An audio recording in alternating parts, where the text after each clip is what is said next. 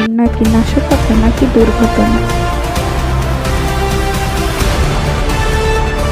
বিভক্ত শিক্ষার্থীদের আন্দোলন স্থগিত। ভোট করবে কিনা সে সিদ্ধান্ত আওয়ামী লীগের নিতে হবে ইউনূস। অবসর নিয়ে সকালে মাঠে মুশফিক।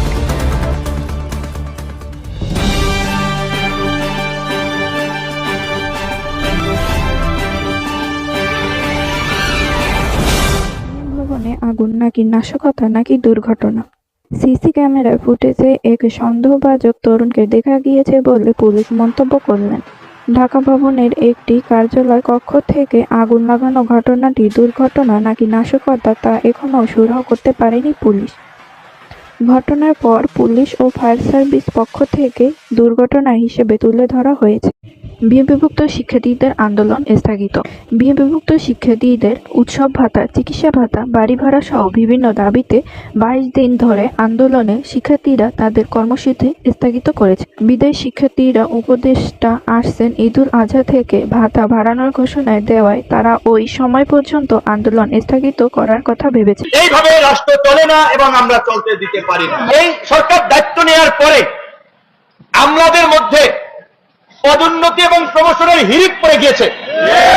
6 মাসে অনেকের 6টা প্রমোশন হয়েছে, 3টা প্রমোশন হয়েছে, 2টা। ভোট করবে কিনা সে সিদ্ধান্ত আওয়ামী লীগের নিতে হবে ইউনূস। আওয়ামী লীগের আগামী জাতীয় নির্বাচনে অংশগ্রহণ করবে কিনা সেই সিদ্ধান্ত তাদের নিতে হবে বলে মন্তব্য করেছেন প্রধান উপদেষ্টা মোহাম্মদ ইউনূস। বিবিসিকে দেওয়া এক সাক্ষাৎকারে তিনি একথা বলেন। ভোটে কারা অংশগ্রহণ করবে সেই সিদ্ধান্ত নেবেন নির্বাচন কমিটি। ভারতে পালিয়ে যাওয়া শেখ হাসিনা ও তার দল এবছরের শেষের দিকে অনুষ্ঠিত নির্বাচনে অংশগ্রহণ নেবে কিনা এখনও তা সুস্পষ্ট নয়। আগে তাদের অপরাধের বিচার প্রক্রিয়া চালু করা হবে। অবসর নিয়ে সকালে মাঠে মুশফিক। মিরপুর পেলে গার্ড অফ অনার। মাঠ থেকে বিদায় নিতে না পারলেও অলরের অবসরের সিদ্ধান্ত জানানোর পরদিন গার্ড অফ অনার পেলেন মুশফিক রহমান। খেলা শুরু তখন প্রায় ঘণ্টাখানিক বাকি। আপ সেশনের জন্য দলের অন্যদের আগেই মাঠে নেমে গেলেন মুশফিক রহমান।